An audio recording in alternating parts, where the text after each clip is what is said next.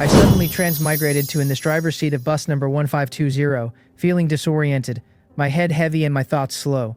I turned to look and found the entire bus filled with my female classmates in major early childhood education at Shenzhen University. I leaned in my seat, a little stunned. Including myself and the class committee member, we were exactly 42 people. A crisp mechanical voice filled the cabin. It introduced itself as Tai and Dao and congratulated everyone on arriving in the all-people transit survival world. It listed a set of survival rules and told us to read them ourselves. It mentioned it wasn't going to read them aloud since we probably wouldn't remember anyway.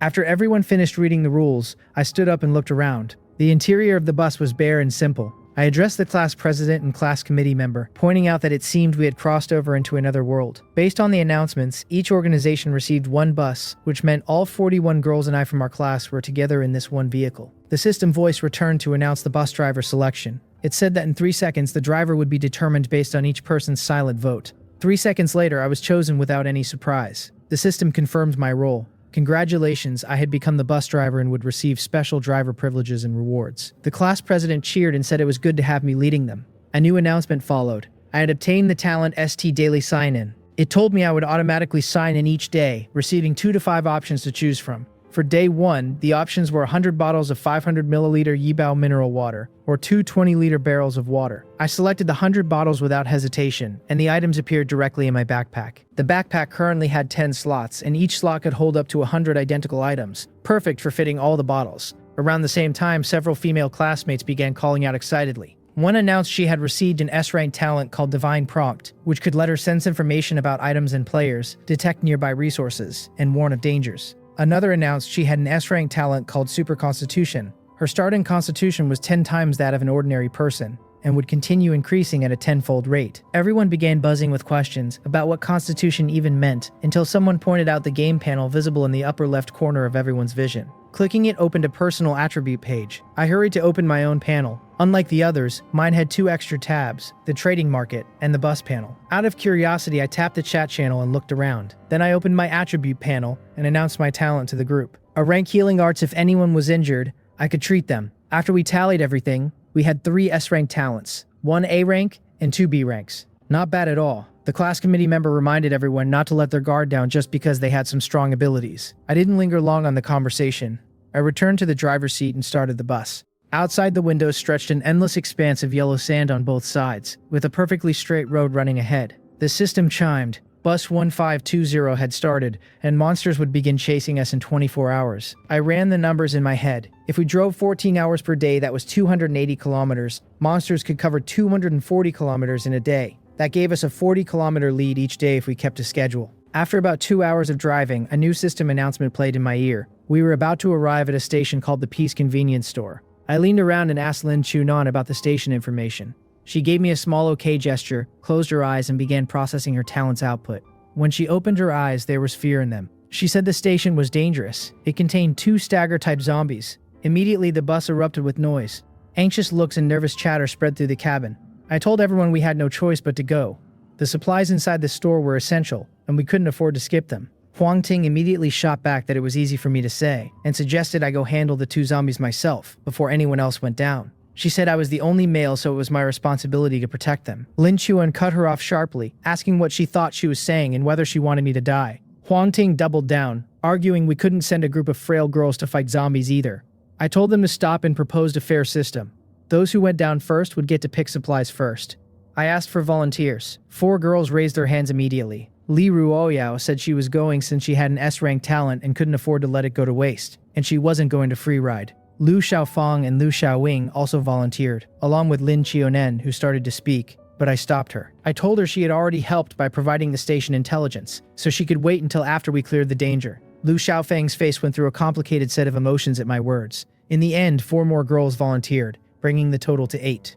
I nodded and led them off the bus. Inside the convenience store, 2 zombies immediately lunged toward the group. Lu Xiaofang was at the front and took the brunt of the first attack, but her super constitution held. She shouted for everyone to fight together and help kill the 2 zombies. In the chaos and close-quarters struggle that followed, the group worked together, and the 2 zombies were brought down. During the fight, I noticed Lu Xiaofang had been hit hard. I activated healing arts, and the glow of the skill washed over her wounds. Lu Xiaofang stared at herself, then at me, her face cycling through shock and embarrassment as she realized she was not dead. She helped herself back up, and then, ears red, told me quietly that she had always wanted to say something to me. She said she liked me. I helped steady her on her feet and thanked her for her feelings, awkwardly and gently. Everyone moved on to looting the store. I headed straight for the beverage section, picking out water, cola, Sprite, iced tea, and anything else useful. Then I noticed a sneaking figure at the doorway. It was Huang Ting, slipping in while it was still our turn. I called her out and told her the class president had said the first group finished first and got first pick. She complained there was plenty left and what was the big deal. I walked her to the door and told her to come back after we were done. Huang Ting glared at us with poison in her eyes but had no choice. She went back to the bus grumbling. After our group finished collecting, I called down to the rest of the class and told them the store was cleared and about half the supplies remained. Huang Ting came flying out immediately and rushed into the store. Li Royao asked what I had taken. We compared notes. She had mostly grabbed food, while I had mostly taken water. Perfect compliment. We agreed to trade and share. Then Lin Chuan pointed something out to me. She had noticed the shelves and storage racks inside the store were upgrade materials for the bus. She suggested not leaving those behind. We quickly grabbed them and brought them back. On the bus, I asked everyone if we had enough materials. I told them I wanted to upgrade the bus. I went ahead and triggered the upgrade sequence. The next moment, the bus expanded with a burst of golden light. The interior grew noticeably larger. The gaps between seats widened, and 2 new rows appeared at the back. The system congratulated me. Bus upgraded to level 2. I had obtained a library and a large water condenser, plus the commerce module and function unlocks. The large water problem was mostly solved. The system made a global broadcast. Jiang Xiaochen was the first driver in Region 6 to upgrade their bus. I was rewarded with a random skill and 5 attribute points. The skill turned out to be something called Zero Function. I wasn't sure of its exact use yet, but I noted it down. As the sun set, the dusk announcement came. Night was falling and fog was rising. All drivers were warned to proceed carefully. I muttered to myself about what that meant exactly, and then a zombie lurched into the headlights. I swerved. Monsters outside the windows began multiplying. They ranged from scattered stragglers to clusters of shambling bodies. I could see immediately that these were not normal zombies. They had varying quality levels, and there were many of them. The class committee member came forward and said it looked like night driving was going to be necessary. I noted that only I had full driving rights, but I could share temporary permissions with others. I went into the bus panel and shared driving access with Li Ruoyao, Lin Chuanan, Jiang Xiaochen, Liu Xiaofang, and Liu Xiaowing. The bus's durability dropped as zombies occasionally struck the sides. The system told me I could repair it using ordinary iron nails, wood, or leather at the rate of 1 point of durability per iron nail or wood piece, or 5 pieces of leather per point. I made a mental note. Basic resources were more critical than I had thought. I opened the chat channel to see how other buses were doing. People were posting about zombies everywhere, terrifying encounters, and dropping durability. One person mentioned an abandoned factory nearby had yielded hundreds of iron nails. I put a note in the chat asking everyone to stop before the engine shut down at around 6:50 a.m., reminding them of the shutdown rules and how to handle it safely. Then I fell asleep in the seat. When the second day sign-in woke me, I was given options. Expand backpack from 10 to 50 slots, or take a set of McJoy biscuits, 200 pieces. I chose the backpack expansion without hesitation. 50 slots was far more valuable. At 6:50 a.m., Jiang Xiaochen, who had been driving the overnight shift, brought the bus to a stop as instructed. The engine shutdown began. The bus interior went dark. Outside, it was bitterly cold. Most of the girls gathered together for warmth. Li Royao called me over to join them, saying we could all share body heat. Huang Ting immediately protested, saying it was strange for a male to join them. Li Ruoyao told her to stop being ridiculous and invited me again. I joined the huddle, which made Huang Ting stew in obvious resentment, while everyone else ignored her. After 35 minutes, the shutdown ended. Lin Chuanan reported that to the right there was a gas station with a convenience store attached. The gas station had 4 zombies and 2 zombie dogs.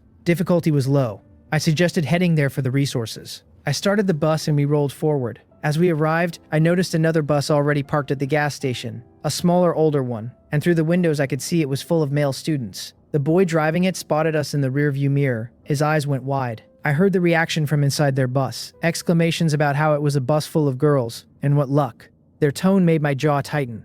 10 minutes later, our buses reached the gas station together. Lin Chuan had scouted ahead and whispered her assessment to me. The boy at the front had a B-rank talent called Skin Hardening, and the one next to him had a B-rank talent called Skin Spikes. Both were combat types, potentially dangerous. I thanked her and told everyone to stay alert. One of the male students stepped forward, a swagger in his walk. He looked at the crowd of girls and told his friend with a smirk that they should teach these women a lesson. Then he looked at me and said I was the only male among them, which meant I needed to be dealt with first. His companion, a boy named Jiang Zihao, gave a cold order to take me out and not let any of us leave. Multiple boys charged at once. Li Royao moved first, her S-rank super constitution making her explosively fast. She kicked one of the attacking zombie dogs mid-leap, and its skull caved in from the impact. She then turned and swept into the first male attacker. The boy with skin spikes tried to grab her, but she was already past him, landing a precise kick that sent him flying.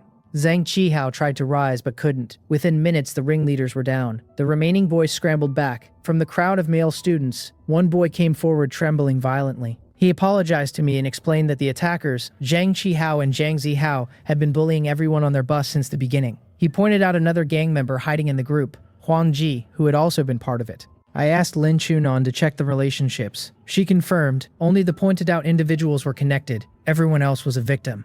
I understood and told my classmates that anyone who threatened us would face the same. The remaining male students were told they could go, but I reminded them calmly that they had been the ones who attacked first. What happened to their leaders was a result of their own choices. Their leader, Huang Ji, was still in the group. He sneered and said he would remember us. My classmates dragged him back. He received the same treatment as the others. As the boys dispersed, Huang Ting suddenly stepped forward. She pointed at the bodies and declared it was murder. She asked how the class could just stand there with killers, and called on the girls to leave with her. Nobody moved. The atmosphere around Huang Ting turned icy. One classmate told her directly that these people had intended to kill us all. The class president and others had protected everyone. She said Huang Ting's words were deeply disappointing. Several others agreed and said Huang Ting wasn't fit to be their classmate, much less to stay on the bus. She had been nothing but trouble since the start.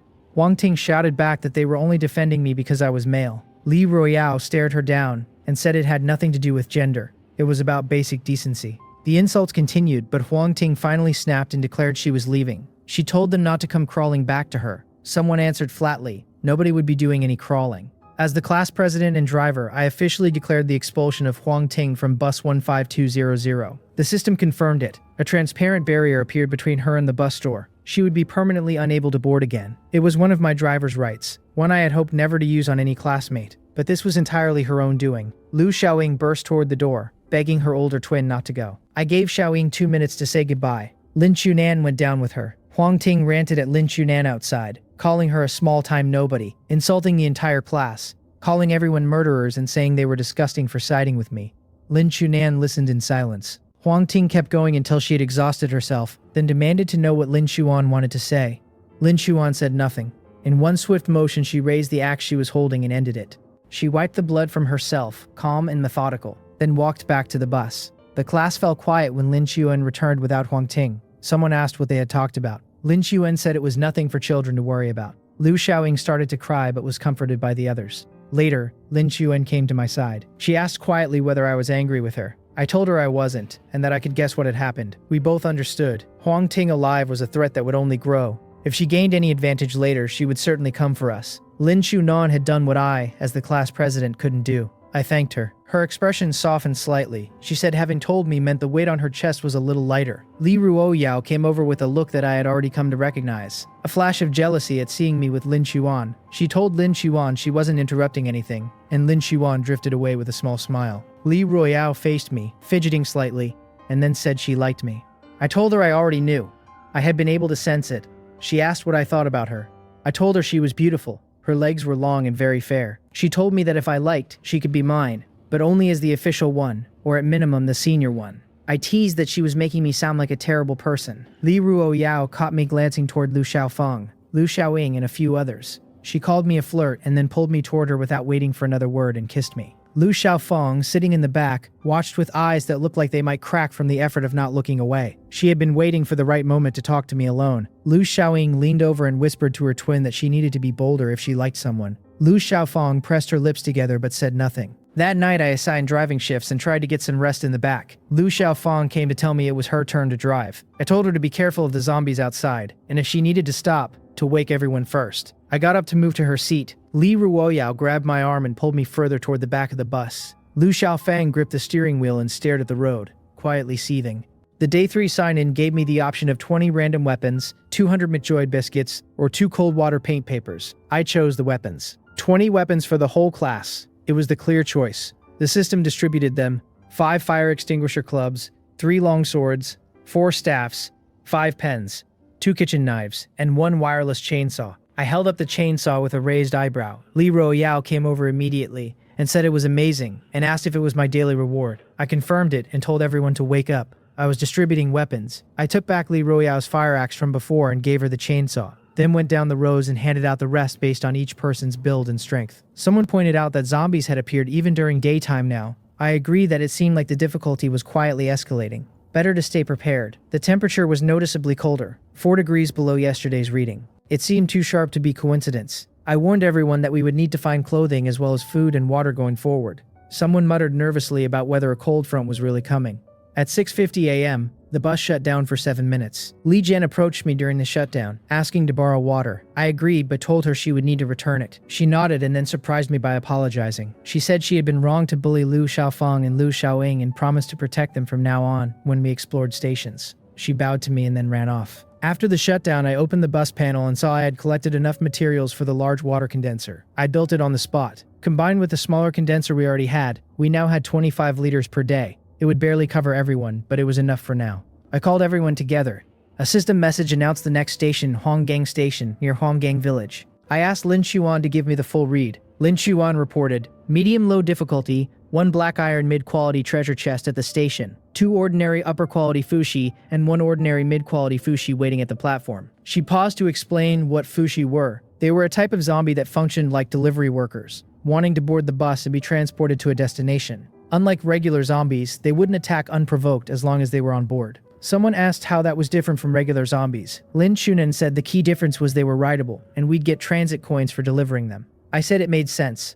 Class rules said not to let dangerous passengers board. The question was whether these 3 fushi qualified as dangerous. I proposed we trust Lin Xiaonan's read and let them on, deliver them to Huanggang Village for the coin reward, and then deal with them afterward. The debate was lively. Some classmates didn't like the idea of having zombie delivery workers sitting in the seats with them. In the end, the group voted and we proceeded. The bus arrived at Huanggang Station. The platform was stark, no buildings, just a single bare station pole, and 3 shambling figures in ragged clothes with rotting skin standing motionlessly beside a black treasure chest. A signpost nearby read, 10 kilometers to Huanggang Village. The 3 fushi boarded one at a time, moving in a slow, shuffling rhythm, and found empty seats to sit in without incident. The system confirmed. Deliver 3 fushi to Huanggang Village within 25 minutes for a reward of 2 transit coins each. I drove toward the village junction. Lin Chuan advised me to take the left fork toward Huanggang Village to complete the delivery, but warned that the village interior itself was at extreme danger. I only needed to reach the entrance. As we neared the village, I slowed the bus and exchanged a look with Li Royale.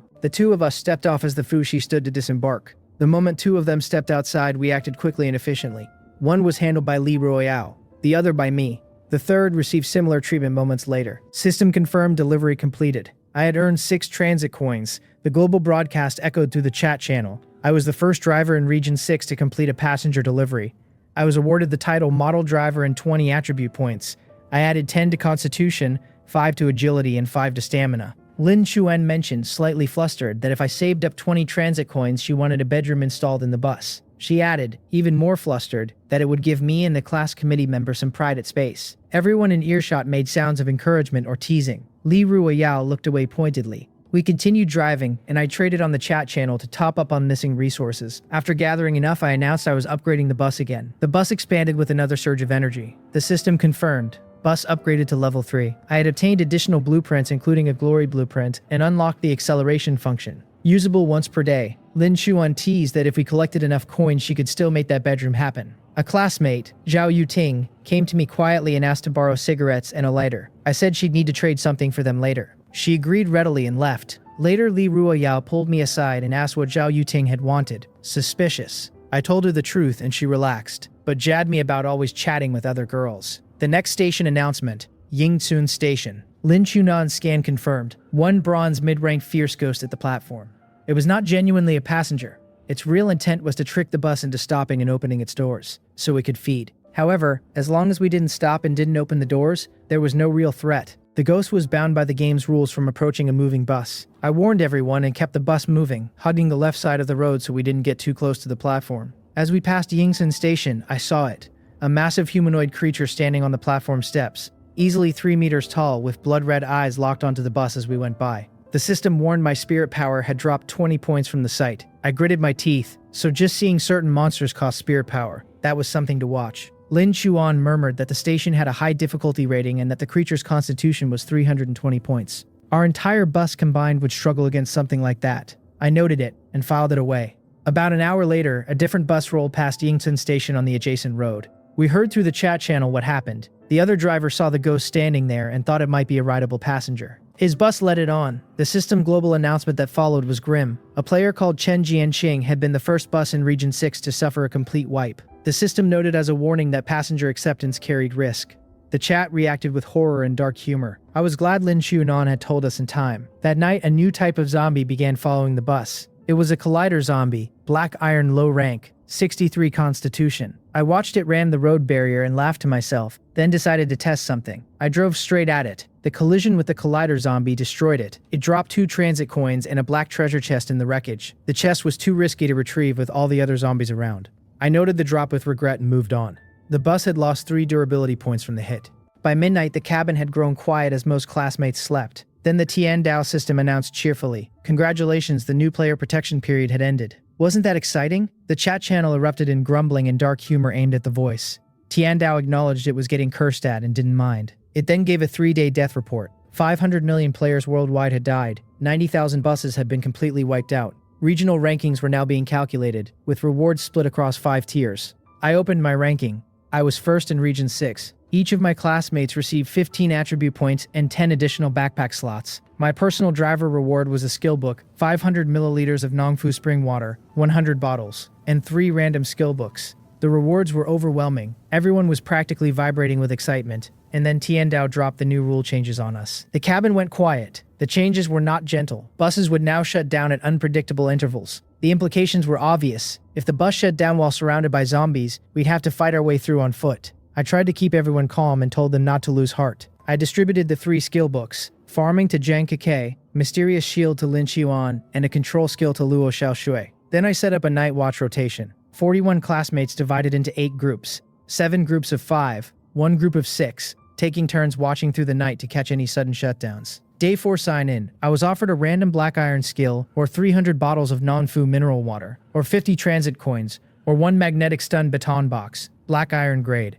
I looked up the magnetic stun baton in the commerce shop and found it was worth 1,000 transit coins. I chose option 4 without hesitation. The next station announced, Special Combat Station. Lin Xuan scouted, medium-low difficulty, containing iron puppets as guardians, at least 15 of them, with the strongest being black iron low rank. She also mentioned there were raw iron stones inside, raw ore that would need smelting to become usable ingots. I called for volunteers. 28 hands went up. More than I had expected. I was pleased. At the station, the iron puppets charged the moment we stepped off. They were impressive in a mechanical way. Metal frames, stiff joints, grinding gears, but not truly threatening at our current level. The largest one stood over 3 meters and had a constitution of 195, but with everyone coordinating, it was manageable. Chen Tonga retrieved a skill book during the fight. Iron Puppet Summon, which would let her call 1 puppet to fight for her. She was thrilled. Lu Xiaofang's old large cleaver had been destroyed in the scuffle, so I gave her the one from the chest. She said she didn't know how to repay me, and I told her to just fight well. She nodded with feeling. After the fight, we swept through the station collecting resources. Plenty of iron swords and iron axes, enough to arm most of the remaining classmates who still didn't have proper weapons.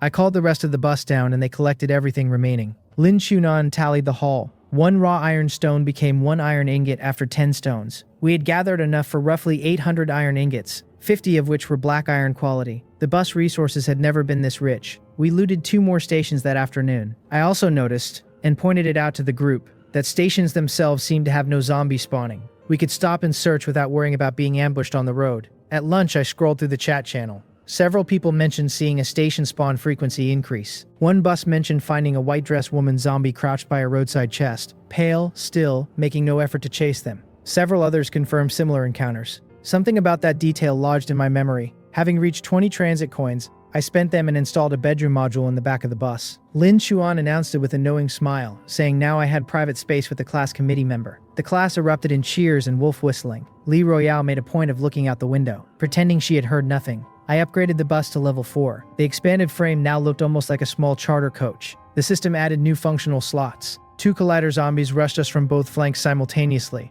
I hit the acceleration function and drove straight through both of them. The impact was jarring but satisfying. The shutdown hit immediately after. 12 minutes. Everyone scrambled off, and almost the moment we hit the pavement, zombies swarmed out of the roadside darkness. The fight was intense. Between my healing arts, Li Royale's raw combat power, the weapons we had distributed and the coordination we had developed over 4 days, we pushed through. When the dust settled, the ground was littered with zombies, and the drops included zombie virus serums, useful for anyone bitten, since the virus shortened the window before full infection. I distributed serums to everyone as a precaution, even though our healing arts talent could handle most injuries, with Lin Chuanan unable to divine exact shutdown timing beyond rough probability estimates. I told everyone to stay light on their feet during night driving. The system announced we were approaching Yundong service area. Rules: free fuel, free food, free water, and the area was completely safe. Maximum stay was 12 hours. I said it felt like paradise. The class wanted to stay overnight badly. Everyone was exhausted. I suggested it carefully. We could rest, but I didn't want anyone becoming too comfortable to return to the road. In the end, the majority voted to stay. At the entrance, a man in white appeared in the toll booth. He said he was one of the service area managers and that the first visit was free. Maximum 12 hours, and he assumed we knew the rules. I smiled and pulled out a pack of cigarettes that had been among our trade goods. I held them out and said they were his. He must have left them behind earlier. The manager blinked, then accepted them with a quiet nod. I whispered to Lin Chuan to come with me to find this manager later. Her talent could verify whether what he told us was true or false. I parked the bus and announced to everyone, back at 4:55 a.m., no exceptions for latecomers. Then I reminded them I was setting up a small communication group in the chat channel so people could reach each other if needed. As everyone dispersed, Lin Chuan and I tracked down Wang Kai, the manager, for information. Li Ruoyao insisted on coming as protection, which I accepted. Wang Kai sat across from us and told us to ask. He said if it was something he was allowed to tell us, he would be honest. I asked if he was from our world, Earth. He said he was not from our world. I could call him Wang Kai, but his background wasn't something he could share. He had been a bus driver once, he mentioned. I asked about his passengers. His face stilled, and he said they were all gone. He told us to express our condolences. I asked about Tian Dao's real purpose. Why had the entire world been transported here? Wang Kai said he honestly didn't know much about that. He told us simply, keep the bus moving forward on the straight road, and don't let the monster behind catch up. Don't fight the chaser. Everyone you kill would be replaced by a faster, stronger one the next day. He then added, looking at the evening sky through the window, that the weather was getting colder.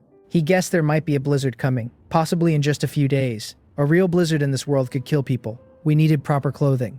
A message pinged in the group channel. Some male students from another bus were harassing Lu Xiaofeng and threatening to hurt us once we left the service area. I got up immediately. At the confrontation point, a group of male students had surrounded a few of my classmates. Their spokesperson was a young man with an arrogant tilt to his chin. He said he just wanted to befriend a particular girl, but she had refused to add him as a contact. His tone suggested he expected me to apologize for this inconvenience. I said the girl's refusal was her right. He then looked at me and said something I chose not to repeat, followed by a demand that I hand over some of my classmates to their bus as goodwill. I told him that after we left the service area, we would see who was waiting for whom. One of the boys said I had some nerve. A few more stepped forward. Wang Kai's voice cut through the tension. He reminded everyone that fighting in the service area was prohibited, and suggested the parties separate. The ringleader sneered and told his group to fall back. They'd finish it outside. I turned to my classmates and told them to rest early tonight. We were probably going to have a fight in the morning. On the way back, I ran into a driver selling a special chest. After some negotiation, I got it for 10 packs of cigarettes, 10 bottles of alcohol,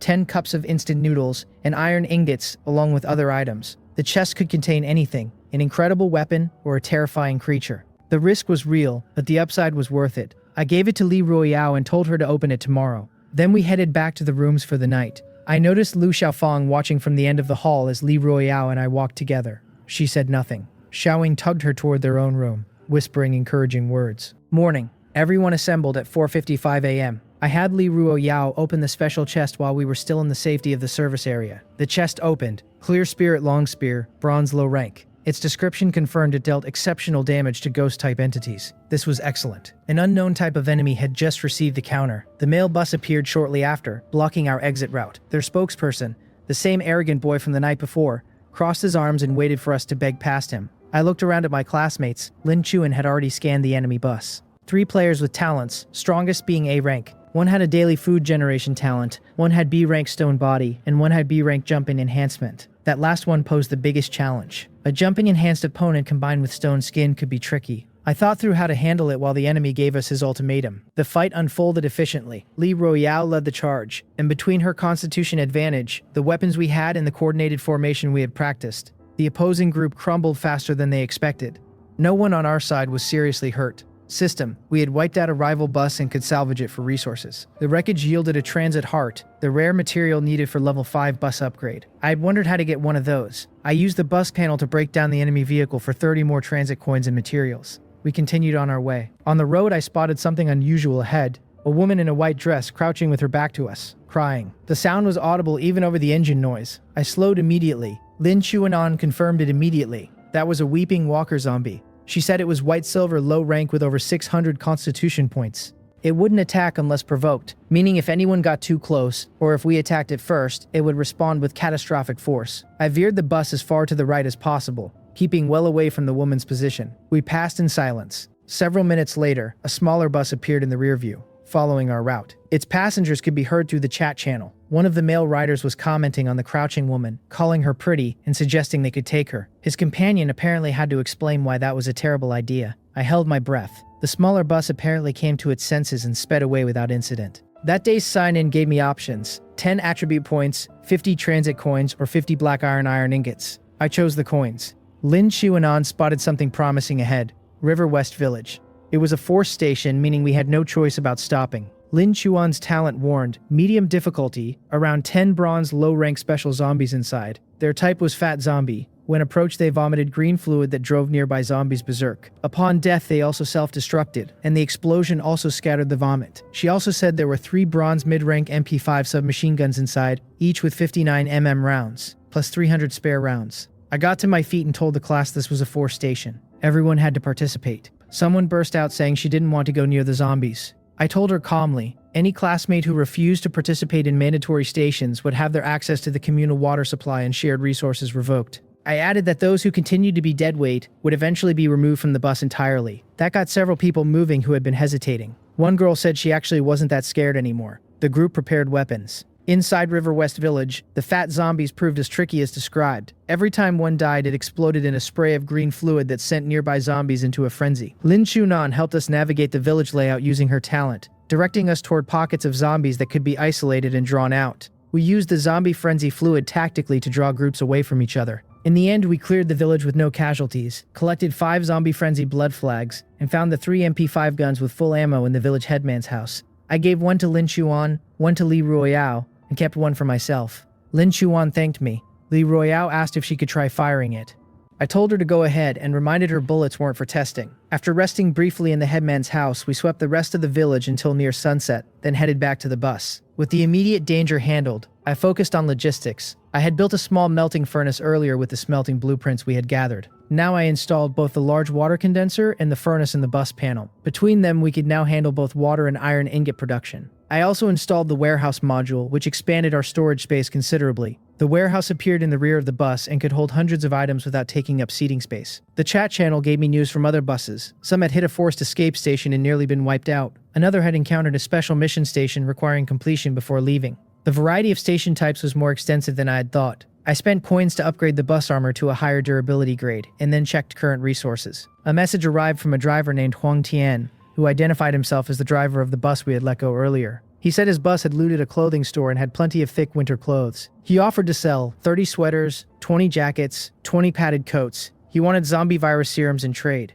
I confirmed I could supply 30 serums for the full lot. He agreed. I also traded for significant quantities of steel ingot material. The bus headed on through the afternoon. By the time I checked temperatures again, the drop had become undeniable. 4 degrees below the previous day's average meant this was not normal fluctuation. I announced to the class that in addition to food and water, we needed clothing from now on. Lin Xuan looked out at the gray sky and said grimly, she hoped it was just cold and not what she feared it might be. The days blurred slightly as the temperature plummeted further. I spent both mornings trading aggressively, swapping iron ingots for warm clothing, and distributing everything to classmates as fast as I got it. The water condenser needed protecting from the freezing temperatures. I reinforced it with insulating materials from the warehouse. In the chat channel, the topic of blizzard survival was spreading. Several drivers had seen snowfall starting and were scrambling for coats. I was glad we had moved early. By day 8's end, every classmate had at least a padded coat. We passed through 2 more regular stations uneventfully, collecting resources both times. One yielded a bronze-quality chest containing arrows, a humidity bow, and 5 energy cores. I gave the bow to Xiaofang, the shortest and most precise-handed among those who had shown accuracy with ranged weapons. She received it gratefully. I noticed Jiang Xiaochen watching with a downcast look, and made a mental note to find her something equivalent. The Day 10 sign-in offered 1 white-silver level upgrade module, or 1 chance at a fail-safe bus option. I chose the module. Lin Chuanan came forward on Day 10 morning with an unusual report. We were approaching a station called River Middle Station. Difficulty was high, and there were no resources, but there was a passenger. A ghost in red garments, white silver peak rank, who wanted to be transported to a place called Helen Ancient Town for a wedding ceremony. The fare was 10 to 50 transit coins depending on service. I told her to be clear, this was a white-silver peak rank entity. We absolutely were not going to handle this like the Fuji. She agreed readily, and added it was listed as a proper passenger with a legitimate destination. As long as we delivered it safely, we would be fine. I held my spear in hand as I opened the bus door at River Middle Station. The sight made my spirit power drop 7 points instantly. An enormous figure in crimson robes stood motionless on the platform, its presence washing over us like cold water. Lu Xiaoying lost 10 spirit power from one look. The ghost approached and offered me 2 pieces of candy. I accepted them, studying the offerings. They appeared to be wedding candy. My model driver title must have made an impression. I told Lu Xiaoying to start driving. We headed for Heilin Ancient Town. The road had 2 junction points, and without Lin Qian's divine prompt we would have taken the wrong paths. Each wrong turn would have led us deeper into extreme danger. With her guidance we navigated correctly and arrived at the ancient town. When the ghost descended from the bus, a small smile crossed its lips, a strange, unreadable expression.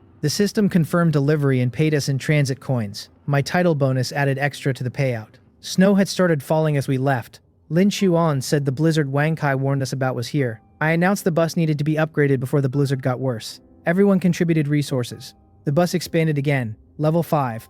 New feature, the ignition system, which prevented unexpected shutdowns during extreme weather events. It also added 4 bedroom modules and a reinforced superstructure. The new bedrooms caused an immediate scramble. I told everyone the current 4 would be shared in rotation, until we could add more. Lin Chunan said with great innocence that now I had a proper bedroom for private use. The class erupted again. The snow outside thickened, but the bus interior was warm. Most people finally slept without fear for the first time in days. The next day's sign-in, 1 bronze quality iron saw. I would have preferred something rarer, but equipment was equipment. The road outside was oddly clear of zombies. It felt wrong. Lin Chuanon flagged the next station, Guanxi Station, a passenger station. This time the passenger was a wanderer. Lin Chuanon described them as a small but powerful NPC faction working to eliminate monsters and restore safety for human players. The destination was a place called Guanlan Community. I said this was different from the Fushi situation. We should treat the wanderer with respect and actually help him. The wanderer boarded the bus calmly. He introduced himself. He was heading to Guanlan Community to eliminate night demon zombies that had begun nesting there after the first Blood Moon event. He offered to give us route guidance at any junctions. He also handed me a gift before anything else, a material blueprint of considerable value. The gesture surprised me. I drove to Guanlan Community. The wanderer explained along the way that night demon zombies began appearing after the Blood Moon and were spreading. Their minimum quality was black iron, but the variety in numbers made them dangerous. Lin Chuan offered to scout the community building by building. She said there were night demons on multiple floors, 3 of which were bronze peak rank, and one of the top floors had a talent chest.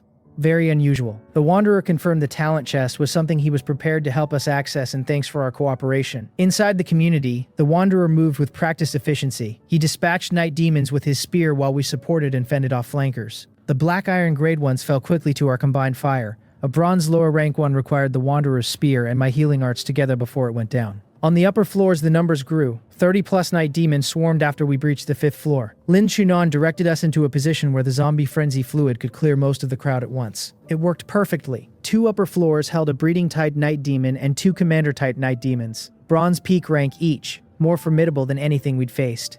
The wanderer indicated the breeding type was the root cause of all the night demons in the building. It could spawn more indefinitely. I had an idea. I asked Lin Chuan if using zombie frenzy fluid to draw the breeding type into sunlight would work. She estimated over a 50% chance of success. I agreed. Even better odds with more vials. We set the lure, the trap closed, and all 3 bronze peak rank night demons were drawn together and eliminated. The haul from the top floors was substantial. Energy cores, rare stones, talent card fragments. The wanderer thanked us afterward with genuine warmth. He said without us he would not have survived this encounter. He handed over a chest use card, gold low rank quality, which would temporarily boost luck when opening chests. He suggested the talent chest upstairs was the right place to use it. I used it on the talent chest. The result: 5 E rank talent card fragments, 3 C rank fragments, 1 A rank fragment, and 1 S rank fragment. I immediately gave Lu Xiaofeng the 10 A rank fragments, telling her I believed in her. Lu Xiaofeng used all 10 fragments. System: congratulations, she had obtained the A rank talent apothecary. She could now craft medical compounds with each batch costing spirit power. New recipes could be discovered by pushing her spirit power past critical thresholds. I told her the materials from the warehouse were hers to use as she needed. After the wanderer departed, he mentioned he could no longer use buses for a while. Too much to do elsewhere. We returned to the road. Lu Xiaofeng showed me her first batch recipes. zombie virus antidote, berserker compound, and a note that dangerous new recipes could emerge if she pushed past safe spirit power limits. Day 12 sign-in had 5 options. I took the B-rank battle talent card. The system confirmed I had obtained B-rank battle talent. Several classmates said I was going to surpass them soon. I told Li Ruoyao not to distract me while I was driving. She laughed, which set off another minor incident when I nearly veered. The system count of surviving global players stood at 7.2 billion. The first blood moon was imminent. Blood moon rules were displayed. Everyone's face went pale reading them. Someone muttered darkly that Tiando must have been enjoying themselves. Giving us good news followed immediately by terrible news. I told everyone what was coming would come regardless. We were prepared. Stay calm and fight well. In the chat channel, some people mocked us and hoped we'd be wiped out. Others defended us. One person threatened to curse whoever spoke badly about our bus. The blood moon descended. The sky went crimson. The world outside the bus changed instantly. Zombies stopped moving randomly and began coordinating, pressing toward the road in waves. I spotted a white-silver low-rank zombie actively chasing the bus and called Li Ruoyao forward. She deflected while I fired the MP5 in short bursts. It took several hits but eventually dropped, leaving a white-silver chest. Li Ruoyao jumped out in a brief window and retrieved it, a skill book perfectly suited to the weapon she had just been using. She laughed, saying the zombie had practically delivered it to her. Zombies started attacking from all 4 directions simultaneously. Classmates stationed at the windows used weapons and ranged attacks. The skill books and talents we had accumulated showed their worth. I noticed the zombies were disorganized in how they attacked, mostly just pressing and swiping at the glass rather than doing anything clever. Lin Chu Nan remarked that variety in zombie behavior was showing. Some were smarter than others. Someone shouted from behind. They needed iron ingots urgently because the bus durability was dropping. I opened the warehouse and threw ingots down the line. A bus in the chat channel mentioned encountering a station during Blood Moon Night. I had never thought that was possible. Lin Chunan confirmed. It could happen. A driver offered to trade rare grass herbs for my iron ingots. I accepted. 10 stalks of hidden corpse grass exchanged for black iron ingots. I passed the herbs to Liu Xiaofeng immediately. She would know what to do with them. Blood Moon continued. I checked the global ranking in the morning. Our bus was in the top 3. Accumulated score was climbing toward 11,000. I could see the top 5, including one labeled Pingon, a second called Shouting Great Wall, and a third called Shenlong. A bus called Statue of Liberty in 4th position had just disappeared from the rankings.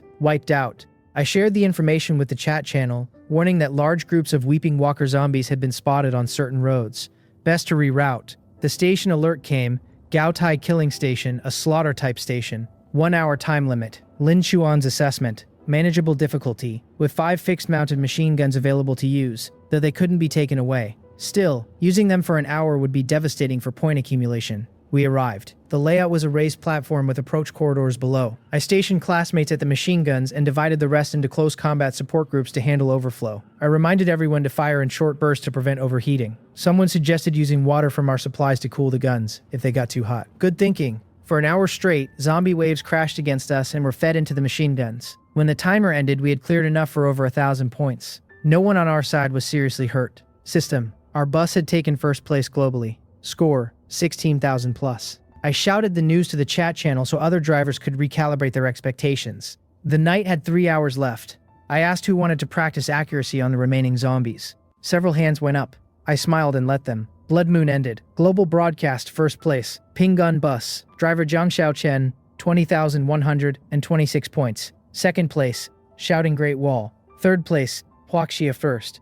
We were first. Actually first. Everyone celebrated. The rewards for our bus were staggering. An additional 20 attribute points per person. 15 backpack slots per person. 20 E-rank fragments. 10 A-rank fragments. 10 A-rank fragments. A new title for the entire bus. Eternal Travelers, which granted each person 1 immunity to fatal damage, and a personal 200% attribute growth rate boost for me as driver. Survivors worldwide had dropped from 7.2 billion to 3.8 billion. Almost half the population was gone. I told everyone to take a moment then focus. Staying alive was the greatest achievement. I distributed the talent fragments based on who needed them most. Li Zhen received extra for her recent dedication. Yang Jiaxin got a set. Liu Xiaoying opened it immediately. Her talent, Mechanic. 4 capabilities. Repair the bus's durability, modify the bus structure, fabricate vehicles, and actively break down other buses. She was already plotting uses for that last one. Several other classmates got their fragments too.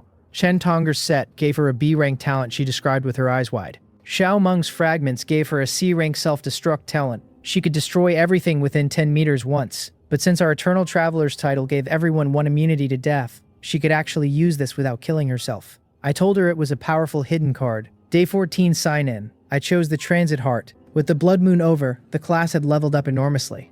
I mentioned building a shower room. Lin Chuan said it wasn't the priority. We needed to focus on bus upgrades before anything else. I took her point and shelved the shower idea for now. The next service area appeared ahead. Long C service area. Entry fee was 41 transit coins. I paid and parked. A shower room was already available inside the service area. Everyone cheered. I reminded them to be back in time. Lin Chuan tugged my sleeve quietly. I asked her what was wrong. She said there was someone she recognized ahead, Teacher Jiang, our class's advisor, along with several other faculty members. She suggested I go see them and added that if we were going to help anyone, it should only be Teacher Jiang. As I rounded the corner of the service area, I found Teacher Jiang, a woman I recognized, surrounded by faculty colleagues who were telling her loudly that she needed to send a message to her students asking for resources. The dean was particularly direct. Teacher Jiang's students were flourishing, clearly well supplied, so the least they could do was share. He added that tuition fees paid by students had effectively funded the teacher's knowledge, so students owed teachers. Teacher Jiang looked deeply uncomfortable.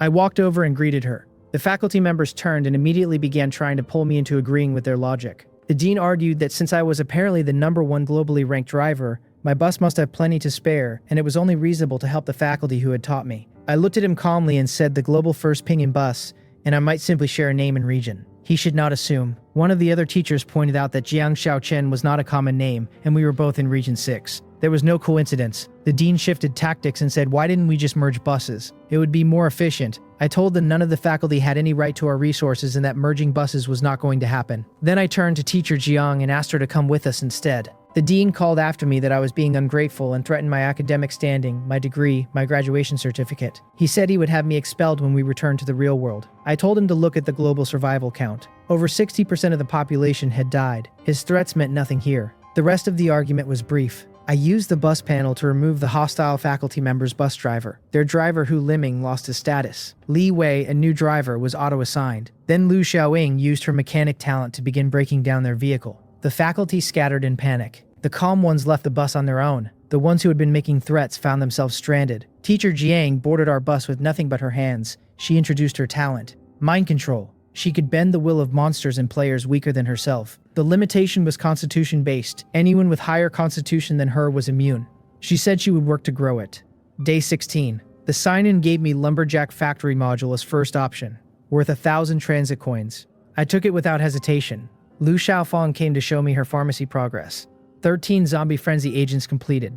12 hidden corpse grass plants. But she had run out of strong acid and alcohol.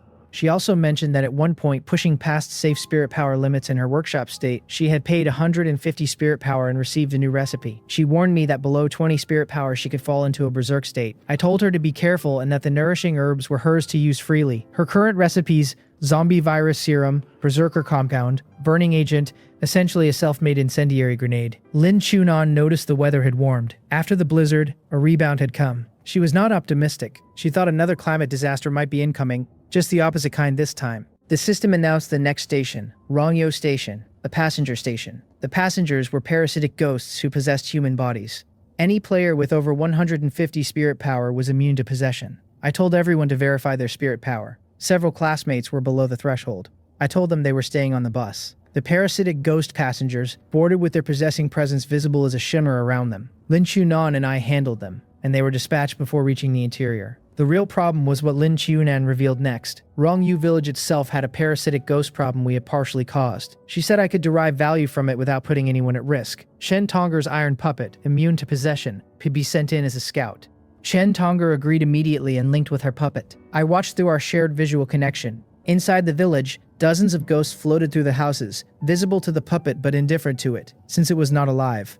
The puppet swept room by room. In one structure, it found a skill book on a table and a treasure chest nearby. It moved toward them, and the most powerful ghost in the building reacted. It had possessed a human body. When Chen Tonger's puppet reached for the skill book, the ghost destroyed the puppet. Chen Tonger came back to herself with a yelp. I asked her if she could build a new puppet. She confirmed yes. I went to the chat channel to ask if anyone had something to attract fierce ghost entities. A player offered ghost candles. They attracted multiple spirit-type entities. Price: 1 zombie frenzy agent per candle. I accepted and traded 4 candles. Chen Tonger sent a new puppet in carrying a ghost candle. The moment the candle was placed, every ghost in the area swarmed toward it, leaving the skill book unguarded. The puppet snatched both the skill book and the treasure chest and pulled back just as the ghost rush began. Skill acquired, Soul Extinction, white silver low rank. It dealt massive damage to spirit-type entities and could also target players' spirit power directly. Learning time, 2 hours. Cooldown, 1 minute 30 seconds. I started learning it immediately. Lin Chuanon suddenly went pale. She grabbed my arm and said to accelerate. Something had come out of the village and was chasing us. It was the possessing ghost, still inhabiting the human body it had taken over. Lin Chuan's read. The body's constitution exceeded 1,000 points, agility 500. We had roughly 6 hours before it caught us. Teacher Jiang Yingyue said her mind control could work on it, but only for 1 or 2 seconds. Maybe. I told everyone the plan. In 6 hours, I would finish learning Soul Extinction. During those hours, we would keep our distance. When the pursuer closed in, I would use Soul Extinction and Teacher Jiang would use mind control simultaneously to pin it. The bus shut down, hit in the middle of our preparations. 47 minutes of exposure with that thing behind us. We managed the shutdown. Everyone fought off the zombies that swarmed during the outage, with injuries treated by Lu Xiaochen and her healing arts. When the ghost-inhabited body finally caught up, I was ready. Teacher Jiang seized its mind for the critical 2-second window. In that instant, I fired Soul Extinction at full output. The ghost shrieked. The body it inhabited collapsed. System. I had eliminated the most powerful ghost entity of the Longyao village zone. Reward. 1,500 transit coins. Lin Chunan then noticed a chest nearby. We stopped to open it. The contents included a gold-rank pistol with infinite ammunition, the yellow Golden Eagle handgun. I stared at it for a long moment. I passed it to myself, then reconsidered and offered Yang Jiaxin the engraved knife that had also dropped. She accepted it with disbelief, saying she had no way to repay me. I told her she could repay me with dedication. That was enough. Day 17 sign-in. I chose a special module activation card. The system announced the next station, Longzhong Arena Station. This was a forced challenge station. Tiandao would force 2 buses to compete in 5 one-on-one duels, best of 3 wins. 3 of the 5 combatants per side were chosen by Tiandao at random. Each combatant's equipment could only be used once. Loser options: surrender or perish. I muttered my disbelief. Out of 41 classmates, Tiandao's random selection had landed on me, Luo Xiaoxie, and Li Zhen. I told them to relax. If their opponents weren't far beyond them in constitution, there shouldn't be a problem. I chose the remaining 2 from our side, myself and Li Ruiyao. The order came in. Luo Xiaoxie was first. Everyone gave her gear. Li Ruiyao equipped her with her gold rank handgun. Luo Xiaoxu said that with the Eternal Traveler's immunity, even a worst-case scenario wasn't fatal. Our opponent's bus was lined up opposite ours. Their 5 fighters included 4 males and 1 female. Their first fighter had a B-rank shape-shifting turtle talent. He could transform into a humanoid turtle with hardened shell armor. Luo Xiaoxie faced him on the platform. He transformed immediately. She waited for his approach, raised the handgun and fired once through the shell. He staggered. She fired twice more. The shell cracked apart. He fell off the platform. Classmates erupted into noise. Their opponent's side went quiet. Second fight. Our combatant used a flash step movement skill so fast the opponent couldn't locate him on the platform. While they were looking around, a blow came from behind. His weapon was taken for good measure. Third fight. Teacher Jiang faced her opponent. He raised a gun at her immediately. She used mind control, and his gun turned to point at himself. He surrendered instantly, pale and shaking. He was lucky to get away with just a surrender. After a brief standoff, following the last fight, their side was unhappy but kept to the agreement. I congratulated them on competing with honor, and told them to go on their way. System, bus ping and victory. Every player gained 5 constitution plus 10 spirit power and I received 100 bronze quality iron ingots as a personal bonus. The defeated bus's driver sat quietly for a while after, then started his vehicle and left. I heard fragments of their conversation, someone on their side saying the guy from our bus was definitely top tier. Lin Chuan's talent picked up a warning at a junction. 3 possible paths. Path 1 had a devouring type ghost of terrifying scale. Path 2 led toward Hell in Ancient Town, which we had visited before. But something had changed. A female ghost named Liu Wan Yang, yellow gold low rank, was waiting there. She had apparently broken through to a new power tier. Path 3 promised 100 ghost procession. Someone asked, wasn't that the wedding ghost we had delivered to the town before? I agreed. That was her. And the name on the village gate marker when we approached had apparently changed. Liu Wanyang and Jiang Xiaochen. I stared at that information for a long time. Someone said quietly that the wedding candy from earlier might actually have been the betrothal gift. I picked path 2. Better a known danger than unknown ones. Before going in, I used the radio equipment I had acquired to eavesdrop on communication coming out of Hell in Ancient Town. The messages I intercepted were ghosts gossiping. Someone was saying today was the town mistress's wedding day, and the groom was a human. Several voices expressed interest in eating the human guests who would come. One voice above the rest said she hoped to meet her intended soon. After the wedding, she planned to kill him herself, and then refine his spirit into a ghost, so they could be together forever. I shared this with the class. Teacher Jiang immediately said she thought she could use mind control on the bride once we captured her. If she could work on her long enough, she might be able to turn her cooperative. The plan: we would use a ghost binding rope to capture Lu Wanyang and bring her onto the bus. Then Teacher Jiang would gradually work on her over days. We entered the town carefully, avoiding the stronger ghost presences. A bronze-quality ghost elder blocked our initial path, but was handled quickly. We gathered supplies from several buildings along the way, including another skill book and a white-silver mid-rank ghost soul technique scroll, and then moved toward the central hall. Lu Wanyang appeared at the end of a corridor. Even after having seen her before, the transformation was striking. She was significantly more beautiful than when she had boarded the bus, and her power presence was heavier. She greeted me with a phrase I had not expected. She addressed me as her intended, and asked if I was here to play a special game with her. Li Ruyao appeared at my side and told the ghost quite directly that she was my woman and the ghost was welcome to leave. Li Ruyao's eyes went flat. The two exchanged words that grew heated quickly and then came to blows. It was remarkable. A white-silver rank human constitution against a yellow-gold rank ghost entity. They were actually evenly matched in the exchange, which told me everything about how far Li Ruyao had grown. We got the ghost binding rope around Lu Wanyang at the right moment. She struggled, then stilled. Teacher Jiang took Lu Wanyang's leash and applied her mind control while we retreated to the bus. Lu Wanyang, half bound and glaring, demanded to know why I was doing this to her. She said she was trying to help me. I told her I didn't need the kind of help she was offering. She would stay on the bus until she came to her senses. A new cooperation station announcement. Longdong Cooperation Station. 2 buses would be forced to work together in a 1-hour zombie slaughter. The system would allocate zombies by bus capacity. Lin Xiunan flagged our incoming partner, one female driver with an S-rank talent, Ice Frost Master. Alongside her, a B-rank giant and an A-rank self-healing talent among her team. I recognized the name when it appeared. Su Meiqi. Sexy cockroach bus. The other bus arrived. Su Meiqi stepped out. She was younger than I had expected, and her composure was sharp. She said she hadn't expected me to be so young, and apologized for any past rudeness in the chat channel. I told her not to worry about it. Luo Xiaoshu told her we actually liked her straightforward energy. The cooperation challenge began. Zombies poured in from the access routes. I opened fire with the Golden Eagle. Su Meiqi's ice powers froze zombies mid-charge, and the crunching sound of them shattering became a kind of rhythm. Our classmates moved with coordination developed over weeks of survival. A zombie dog leaped at Jiang Xiaochen. She wasn't hit, but it was close. I called for her to get to Lu Xiaoshe. Then the giant zombie arrived. Yellow gold low rank. Constitution, 1900. Agility, 18. I stared at the numbers. One shot from the Golden Eagle at full power did less than 1% damage. I called out its throat as the weak point. Teacher Jiang locked it in place with mind control for 2-second windows. Su Meiqi froze it. Li Ruoyao and Zhang Keke both hit the wild ramming technique simultaneously on its knees. Every frozen moment was used by multiple people to land critical hits. The cycle continued. Freeze, stagger, strike, until the giant zombie finally crumpled. Su Meiqi tried to claim the kill for the final blow, but Lin Xiunan spoke first and claimed the yellow gold chest for our side. Su Meiqi laughed after a moment and said she deserved that. System: Bus Ping'an took first place in the cooperation station. Reward: 5 constitution, 2 stamina, 10 spirit power per person. I received a ghost restraint rope. Su Meiqi got second place results. She was gracious about it.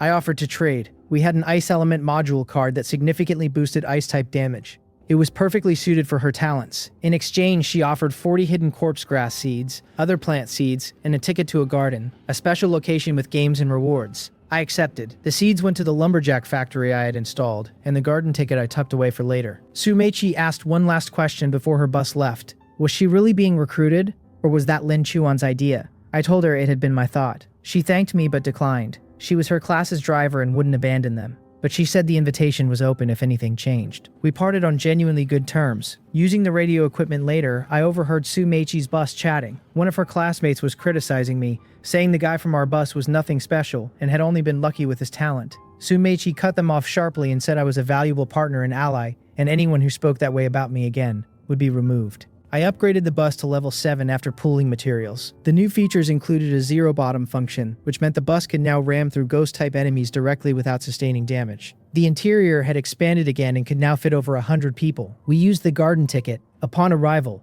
an ethereal older gentleman with composed eyes and slow movements greeted us. He introduced himself as the garden master and said this was my first visit. His rule: 3 games, the number of wins would determine how much I received. He confirmed no penalty for losing, just fewer rewards. Game 1. Seed Bomb. 100 seeds were laid out. The garden master had hidden 1 bomb seed among them. I could take as many as I wanted, and every seed I took added points. But if I took the bomb seed, I lost and gained nothing. Lin Chuanan stepped forward and said she would play. I agreed.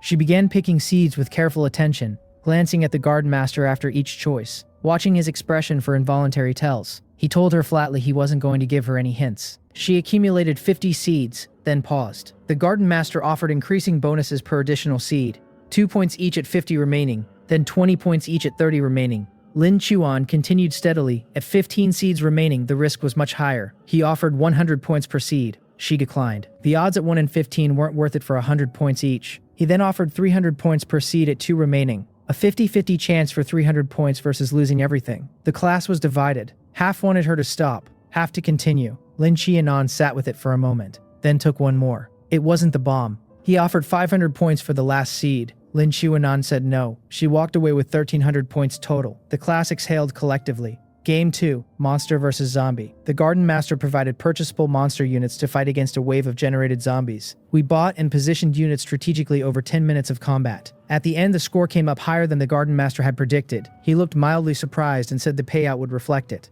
Game 3, Cruel Choice. System gave us the rules. Starting from 10 points, each of our 42 people could get 5 extra if someone was sacrificed to boost the rest. I looked at the Garden Master and said we would not be playing that game. He seemed neither surprised nor displeased. He noted it philosophically and said he was merely the host. Tian Dao designed the games, not him. I told him I understood, and that his job was just to be entertained. Fine. We had played 2 games and won both.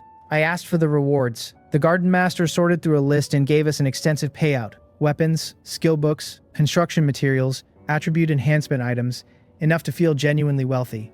He invited us to stay and look around.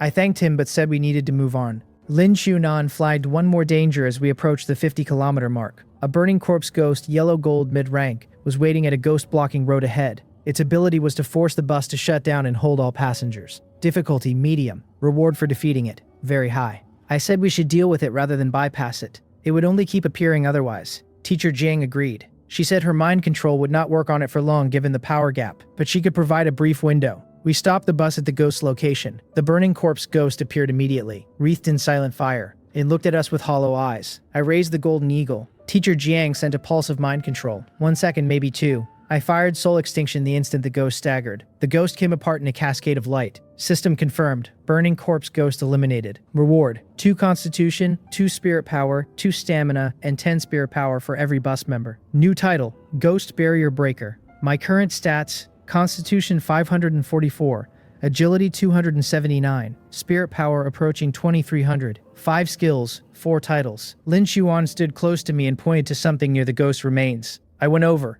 There was a folded letter. I opened it and read. The first line stopped me. The letter was a record, the ghost's own voice, its last coherent thoughts before the transformation completed. It described being a human once, a player like us. It described the incremental loss of memories, the way the humanity faded, and the instincts of the ghost took over. The last 2 lines were pure reflex, an impulse to burn to spread its condition to others. The letter was not written by hand. It appeared spontaneously at death, like a residue of what had been a person. I stood with the letter for a long moment. I told Lin Chuanon what it said. She went quiet. We had been killing ghosts since the beginning. I had not known they might have been people once, might still have held fragments of who they were. I folded the letter and kept it. When we returned to the bus, Teacher Jiang met me at the door. She told me there was something I should know. Liu Wanyang had cooperated fully since last night and wanted to speak with me. Liu Wanyang was sitting quietly when I came to her corner of the bus. She looked up, and for the first time since we had captured her, there was no combativeness in her expression. She said she would stop trying to make me join her. I sat down across from her and said that was good. I asked if she had thought about what she wanted now. She said she would stay with us for a while. She could not undo what she was, but she could choose what she did with it. Then she held out her hand. In her palm was a bracelet made of translucent jade-like material, with light slowly cycling through it. She said it was for me. I asked what it was. She told me, once worn, my spirit power would be permanently capped at its maximum and locked in. All other combat attributes would begin doubling daily, without limits. I stared at the bracelet, then at her, then back at the bracelet. I asked her why she was giving it to me. She said if she could not have me, the least she could do was make sure I survived whatever was ahead. I took the bracelet and put it on. The moment it settled on my wrist, the world shifted slightly. A faint hum resonated through my spirit power, and something in my system panel began to glow. Outside, it had started to rain. Soft, steady rain. The first rain I had heard since we arrived in this world. The girls near the windows fell quiet and watched it streak down the glass. I sat in the driver's seat and looked ahead at the road. It was still straight. It was still leading somewhere, and we were still moving.